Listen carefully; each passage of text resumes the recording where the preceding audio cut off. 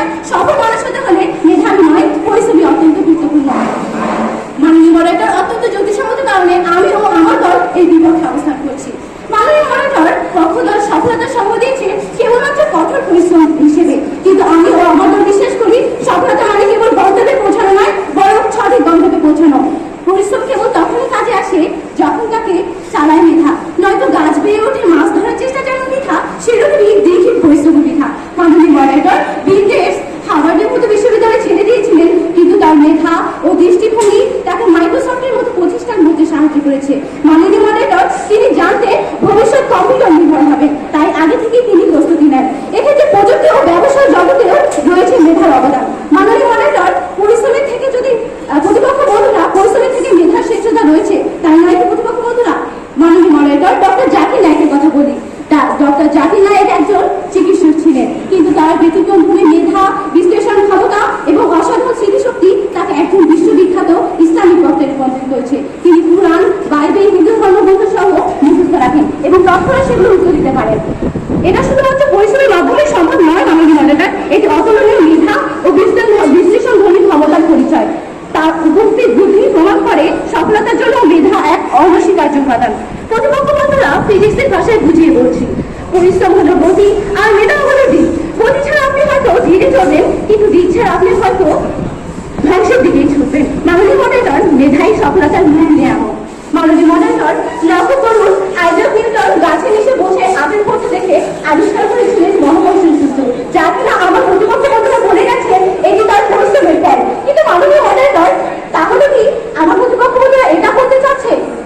তাহলে কি আমার প্রতিপক্ষ বন্ধুরা আইজাক নিউটনের আবিষ্কৃত সূত্রের মেধাকে অস্বীকার করছেন? এটা কি সবাই পারবে এই সূত্র আবিষ্কার করতে? প্রতিপক্ষ বন্ধু আশা করি উত্তর দিয়ে যাবেন। মাননীয় মডারেটর, তাই বলছি পরিশ্রম মেধার সঞ্চার হতে পারে, কিন্তু মেধা নয়। তাই মাননীয় মডারেটর, আজকে আমি জোরালোভাবে উপস্থাপন করে যাচ্ছি যে সফল মানুষ হতে হলে পরিশ্রম নয়, মেধা বেশি গুরুত্বপূর্ণ। ধন্যবাদ মাননীয়। আমাকে আমার বক্তব্য প্রদানের সুযোগ দেওয়ার জন্য সম্মানিত বিচারক, আমার সামনে উপবিষ্ট সংখ্যাবৃন্দের এবং আমার প্রতিপক্ষ দলের সদস্যদের ধন্যবাদ জানিয়ে আজকে বিতর্ক শুরু করছি।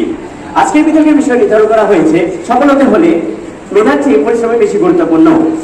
আমার দলের অবস্থান পক্ষে হয় আমি প্রথম বক্তা সংজ্ঞায়ন করবো, দ্বিতীয় বক্তাটা বিশ্লেষণ করবে এবং তৃতীয় বক্তা ছোট ছোট যুক্তি খণ্ডনের মাধ্যমে আজকে এটা বলছিলাম আত্মবিশ্বাস, জেদ, কঠোর পরিশ্রম নিয়ে গড়া এক যুবকের জীবন কাহিনী। হয়তো আমার প্রতিদ্বন্দ্বী বন্ধুরা ভুলে গেছে যে কঠোর পরিশ্রম কাকে বলে, তাই মনে করে দিতে আবার একটি ঘটনা শুরু করলাম তাদেরকে বলার জন্য। এক ছেলে যে কিনা প্রাথমিক শিক্ষায় 2 বার, উচ্চ মাধ্যমিকে 3 বার, কলেজ শাখায় 3 বার, হার্ভার্ড বিশ্ববিদ্যালয়ে ভর্তি পরীক্ষায় 10 বার ভাবে অকৃতকার্য হয় এবং চীনে এক ফুড কোম্পানিতে যখন সে 25 জনের মধ্যে চাকরি নিতে যায়, সেখানে 24 জনকে নেওয়া হয়, বাদ পড়ে যায় শুধু ওই অকৃতকার্য যুবকটি। তারপর কিছুদিন পরে এক কোম্পানিতে 5 জনের পরীক্ষা নেওয়া হয়, সেখানে 4 জন সফলভাবে কৃতকার্য হয়। কিন্তু একদিন বড় হয়ে ডাক্তার হবে, তাকে আপনারা এখানে রেখে দিন। সেদিন বাবার আর্তনাদ হারিসাকে মোড় ঘোরাতে সাহায্য করেছিল। বাবার আর্তনাদ শুনে জেদ ধরেছিল হারিসা যে সে একজন ডক্টর হবে। আত্মবিশ্বাস এবং কঠোর পরিশ্রমের পর মেডিকেল ভর্তি পরীক্ষায় 2য় স্থান অধিকার করে হারিসা। তথ্যসূত্র 2022 সালের 22 জুন সকাল 9 ঘটিকায় RTV প্রচারিত গর্বিত বাবাই এসব কথা বলেন হারিসা। ধন্যবাদ মাননীয় মডারেটর, ধন্যবাদ বিচারক মন্ডলী, ধন্যবাদ সকলকে। দলনেতা রাফিয়া সালমা।